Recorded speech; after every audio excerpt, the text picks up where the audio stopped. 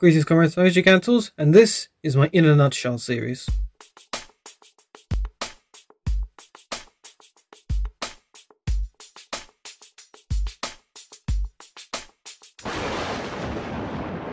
Yeah, it's a weird name. I love these names. You must love these names to keep coming up with, don't you?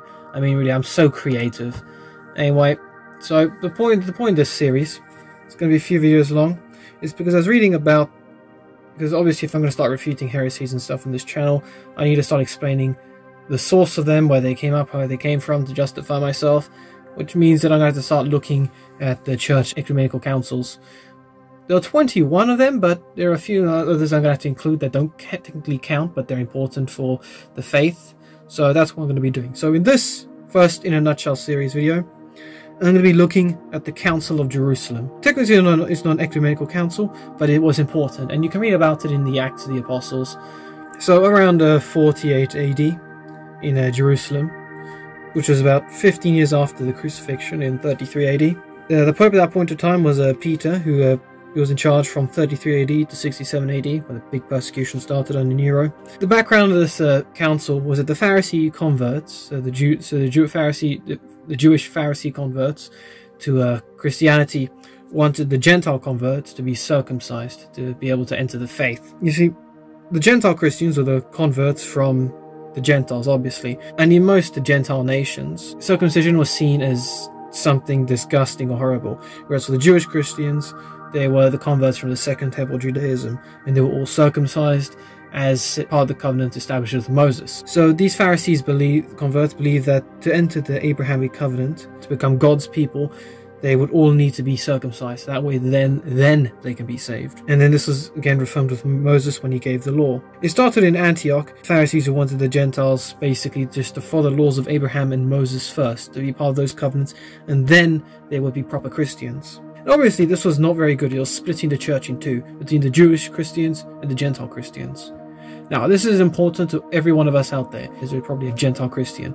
There are very, very few Jewish Christians or Judeo-Christians. I think I know one who I think is a Judeo-Christian. And there's a lot of Christian, Jewish influence in our family, a lot of stuff going around. No, it's not bad. It's not bad. It's just a very small group nowadays, because the old covenant was established with a small group of people. The new covenant is established with the whole world, if they accept it. So all the bishops at that point in time got together to discuss what was going on. So Peter went in there and he gave a whole bunch of points mentioned in Acts 15:7-11 and 15:14.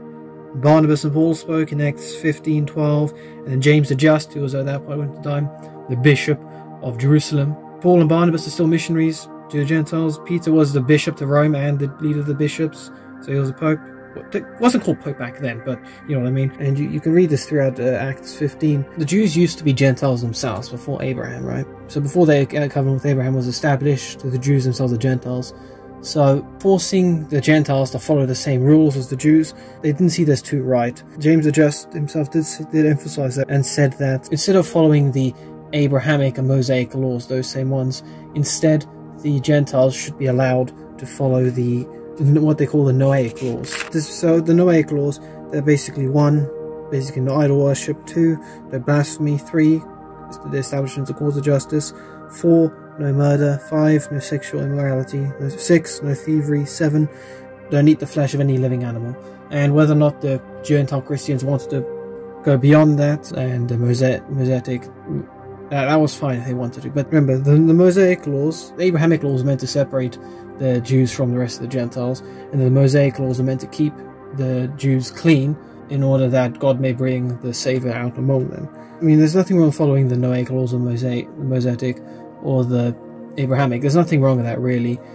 It's all a matter of personal decision, but for a Gentile Christian, it's a requirement to follow at least the Noahic laws. The whole debate between the Gentile Christians and the Judeo-Christians didn't last too long when Jerusalem was destroyed, and both the Jewish and the Judeo-Christian communities almost wiped out.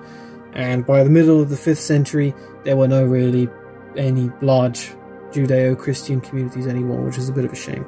But the whole point about the Council of Jerusalem was basically showing a proper separation between Christianity and Judaism, saying the Gentile Christians don't need to follow the laws of Moses and Abraham. No, they don't necessarily need to do that. What they must do is follow the laws of Noah, which applied to everyone, whereas the laws of Abraham and Moses only applied to the Jews. And that there is important. To argue against that and say, oh, well, you're not celebrating the Sabbath, that's wrong. That's very different. Jesus did talk about how the Son of Man would have control of the Sabbath, which he did.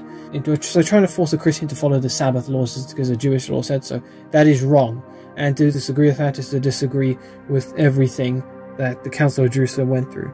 I mean, lately, especially on Facebook, when I'm debating with people, for some reason you always have this group of people who try and proclaim themselves to be the original church that Jesus set up. Obviously, they're not Catholics, otherwise they would be. There are always these heretics who claim how the church has been corrupted and everything, and they usually say stuff like, oh, the Sabbath, you need to celebrate the Sabbath, you need to do this, you need to do that, whereas they clearly have completely ignored the Council of Jerusalem and what they basically said the Gentiles need to do. Which is annoying when I read about people like that, because they act like complete know-it-alls when they completely missed Acts of the Apostles. They try and pressurize people into saying, oh, go back to your Jewish roots. I'm like, Christianity is not Judaism. It's a very big difference, especially the fact that the majority of Christians are Gentiles. Yeah, so that point of that, guys, was the Council of Jerusalem basically said that the Gentiles don't need to follow the laws of Abraham and Moses. So if you have some of these original Christians telling you to follow the laws of Moses and Abraham, they're wrong. If they try and pressurize you into doing otherwise, just leave them. Don't try and get involved with them, really. The heretics who are trying to pressurize you because they believe themselves to be spiritually superior to you. But that's basically Council of Jerusalem, guys. So Gentile Christians, you don't need to get circumcised or anything to be saved. But that's all I've got time for this video. If you like this video, please give a like. Please share my videos with a piece of content you think of them. The video I'm to do.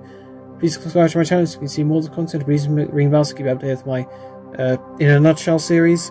Next episode, we'll be talking about the Council of Nicaea, the first one, in which we're going to basically talk about the divinity of Jesus. But that's for another video. So see you next video, comrades. Until then.